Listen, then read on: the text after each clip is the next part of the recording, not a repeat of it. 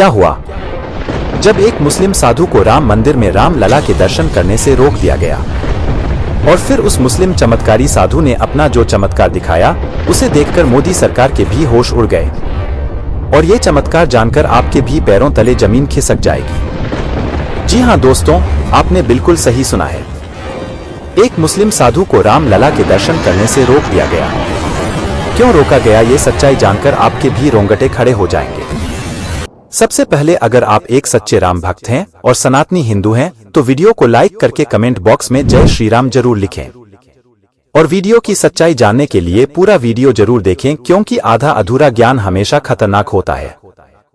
जय श्री राम। चलिए आगे बढ़ते हैं। ये घटना उस समय की है जब करोड़ों हिंदुओं का तकरीबन 500 वर्ष का इंतजार खत्म होने वाला था और प्रभु श्री राम लल्ला के भव्य मंदिर में उनका प्राण प्रतिष्ठा का समारोह होने वाला था। हर हिंदू बहुत खुश थे, क्योंकि यह उन सभी कारसेवकों का बलिदान का प्रतीक था जिन्होंने हंसते हंसते मंदिर के लिए अपने प्राणों का बलिदान दिया था। लेकिन जब पता चला कि राम मंदिर की प्राण प्रतिष्ठा के लिए 22 जनवरी 2024 का दिन तय किया गया है, तो पूरे देश में खुशी की लहर दौड़ पड़ी। प्रधानमंत्री मोदी जी ने कहा कि इस भव्य आयोजन की तैयारी सालों से चली आ रही है और इसमें कोई व्यवधान नहीं होना चाहिए। आप सभी लोगों से निवेदन है कि आप लोगों को यहाँ पर भीड़ नहीं लगाना है, क्योंकि मंदिर कहीं नहीं जा रहा है। यह सदियों तक यहीं रहेगा। प्राण प्रतिष्ठा के इस समारोह में कुछ ही लोगों को आमंत्रित किया गया है। इसलिए जिन लोगों को निमंत्रण दिया गया है 22 जनवरी को बस वही लोग अयोध्या आएं और 23 जनवरी के बाद यात्रा करना आसान हो जाएगा और राम मंदिर प्राण प्रतिष्ठा के मौके अपने अपने घरों में श्री राम ज्योति जलाए। ये ऐतिहासिक क्षण भाग्य से हम सभी के जीवन में आया है। इस मौके पर सभी 140 करोड़ देशवासी 22 जनवरी को अपने घरों में श्री राम ज्योति जलाए और दीपावली मनाएं। देश के प्रधानमंत्री नरेंद्र मोदी ने देश के समस्त नागरिक से 22 जनवरी के दिन दिवाली मनाने की विनती की थी और 23 जनवरी से सभी को अयोध्या आने के लिए निमंत्रण दिया था। लेकिन ऐसा कहा जाता है कि पौराणिक समय में राम मंदिर को बचाने के लिए हजारों दिव्य साधु संतों ने मुगलों के सामने युद्ध किया था और उन्हें एक बार पराजित भी किया था। इस युद्ध में हजारों साधुओं ने अपने प्राणों की आहुति भी दी थी। तो जब राम मंदिर का इतना बड़ा प्राण प्रतिष्ठा का समारोह होने वाला था, तो देश विदेश से कई साधु 22 जनवरी के दिन ही अयोध्या पहुंचने के लिए रवाना हुए। इन्हीं साधुओं में से एक साधु का नाम था बाल मुकुंद जी महाराज, जिनका जन्म मुस्लिम परिवार में हुआ था, लेकिन बढ़ती उम्र के साथ उन्हें एहसास हुआ कि सनातन ही सत्य है। उन्होंने महसूस किया कि सनातन संस्कृति में 33 कोटि देवी देवता है, जिनके संदर्भ में शास्त्रों में वर्णन मिलता है, और अन्य धर्म के जो ईश्वर है वह खुद को केवल भगवान का संदेश वाहक बताते हैं। बाल मुकुंद जी महाराज 5 साल की उम्र में उन्होंने अपना घर बार त्याग दिया और सनातन धर्म में शरण ले ली। इसके बाद में वो अपने आप को पूरी तरह से सनातन धर्म में समाहित किए। ये बात बहुत कम लोगों को पता थी कि उनका जन्म एक मुस्लिम परिवार में हुआ था और वह रामलला को अपना भगवान मानते थे।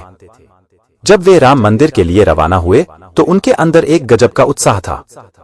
वे रामलला की प्यारी मुस्कान को अपनी आंखों से निहारना चाहते थे और अपना आगे का जीवन अयोध्या में ही बिताना चाहते थे।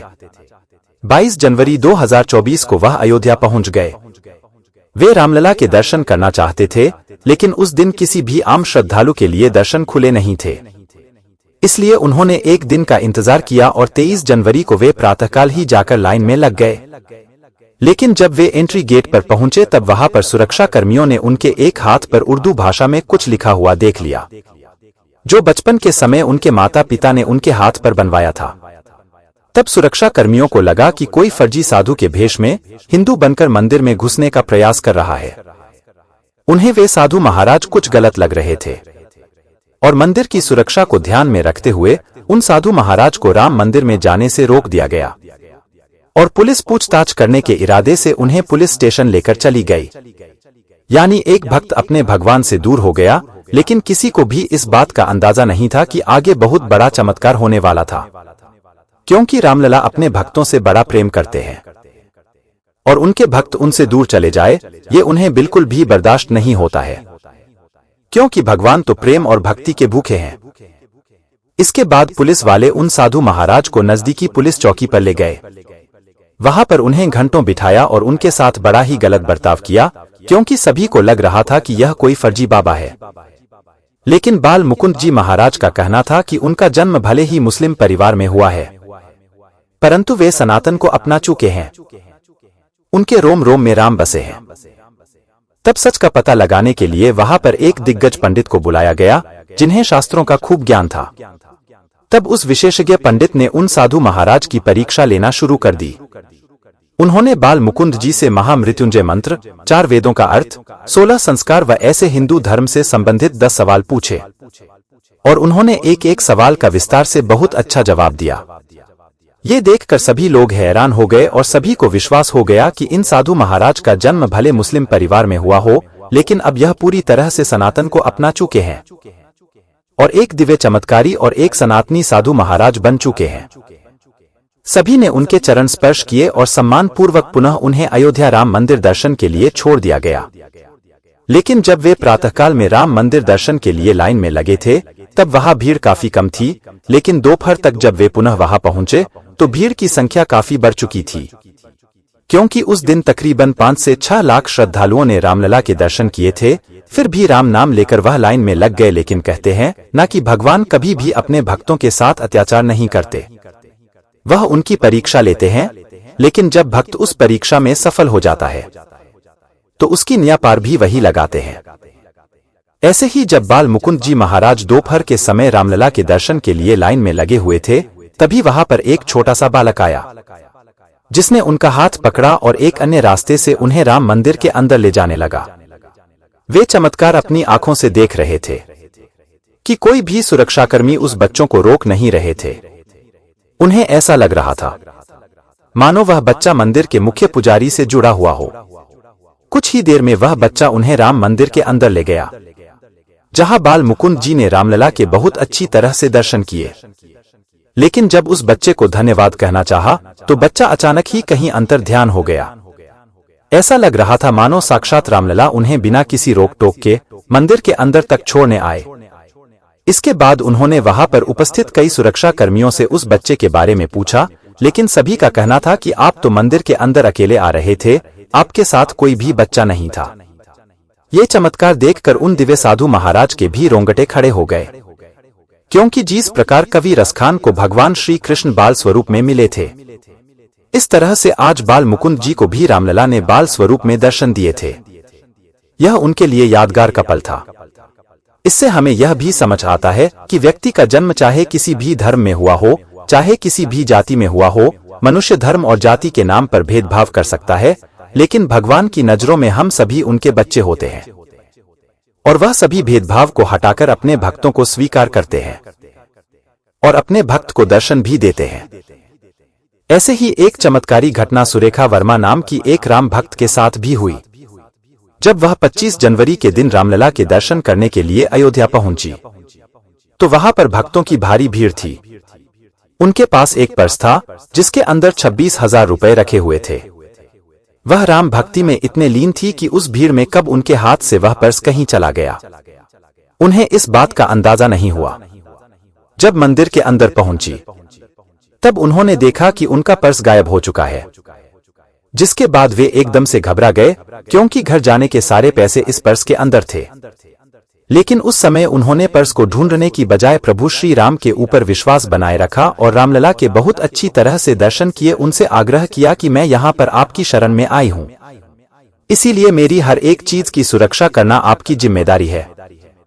उन्होंने प्रभु श्री राम पर भरोसा रखा और चुपचाप दर्शन करके राम मंदिर से बाहर आ गई। तभी उनके साथ एक बहुत दिव्य चमत्कार हुआ। जब वह पुलिस चौकी अपने पर्स को चोरी की शिकायत दर्ज करने गई, तब उसी पुलिस स्टेशन में एक फोन आया। उनका कहना था कि वह एक साधु महाराज बोल रहे हैं और उनके झोले में सुरेखा वर्मा नामक एक महिला का पर्स मिला है, जिसके अंदर रुपए भी है। उस समय सुरेखा जी वही पुलिस स्टेशन में मौजूद थी। उन्होंने उन साधु महाराज को अपना नाम बताकर ये सुनिश्चित किया कि वह पर्स उनका है, और फिर पुलिस दल की सहायता से वह पर्स उन साधु महाराज से लेकर कुछ देर में सुरेखा जी को वापस लौटा दिया गया। उन्होंने बताया कि यह उनकी जिंदगी का सबसे बड़ा चमत्कार है। जाने अनजाने में मेरा या इतनी भीड़ के वजह से पर्स उन साधु महाराज के झोले में गिर गया था, लेकिन प्रभु श्री राम ने जिस तरह चमत्कार दिखाकर उनका पर्स पुनः वापस मिलवाया, ये चमत्कार कोई साधारण चमत्कार नहीं था। इसी प्रकार रोजाना एक के बाद एक चमत्कार अयोध्या राम मंदिर में देखे जा रहे हैं, जिसमें एक और चमत्कार बताएंगे, जिसमें एक 80 साल के बुजुर्ग महिला का खोया हुआ पर्स पुनः चमत्कारिक रूप से उन्हें प्राप्त हो गया। दरअसल राम मंदिर ट्रस्ट ने प्राण प्रतिष्ठा में जिन लोगों को आमंत्रित किया था, उनमें से एक श्रीधर अपनी पत्नी, बेटे और बहू के साथ कार्यक्रम में शामिल होने आए थे। प्राण प्रतिष्ठा कार्यक्रम समाप्त होने के बाद श्रीधर की पत्नी जानकी, जिनकी उम्र लगभग 80 वर्ष बताई जा रही है, वो प्रभु राम का दर्शन करने के लिए गर्भगृह में प्रवेश कर रही थी। तभी उनका बैग खो गया, जिसके बाद भी बुजुर्ग महिला ने रामलला के दर्शन करने का निर्णय लिया और वहां पर मौजूद सुरक्षाकर्मी से मदद भी मांगी। सुरक्षाकर्मी ने वृद्ध जानकी देवी को गर्भगृह तक पहुंचा दिया, जिसके बाद प्रभु राम की भक्ति में महिला लीन हो गई और प्रभु राम से अपने बैग के लिए प्रार्थना की।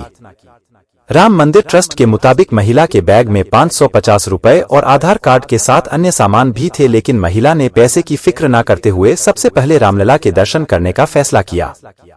अब आपके मन में यह सवाल चल रहा होगा कि महिला को बैग कैसे मिला।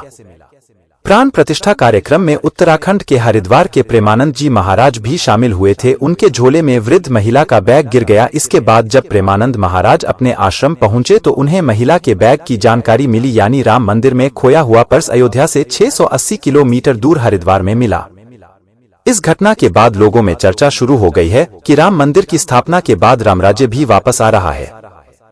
प्रेमानंद जी महाराज ने देखा कि बैग में आधार कार्ड और कुछ रुपए, जिसके बाद प्रेमानंद महाराज ने आधार कार्ड के जरिए पुलिस से संपर्क किया और पुलिस ने उसे वृद्ध महिला को उसका बैग सुरक्षित ढंग से वापस किया।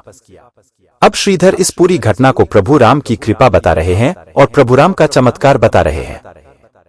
दोस्तों, इसी के साथ कमेंट बॉक्स में जय श्री राम अवश्य लिखें और वीडियो अगर आपको पसंद आई हो तो आप लाइक जरूर करें। अगर आपके साथ भी ऐसी कोई सत्य चमत्कारी घटना घटी है तो आप नीचे कमेंट बॉक्स में अवश्य लिखें। हम अपने चैनल के माध्यम से उसे दुनिया तक पहुंचाने का प्रयास करेंगे। और दोस्तों, ऐसे चमत्कारी घटना को देखने के लिए चैनल को सब्सक्राइब करें और साथ में बेल आइकन को भी जरूर दबाएं। अभी के लिए जय श्री राम।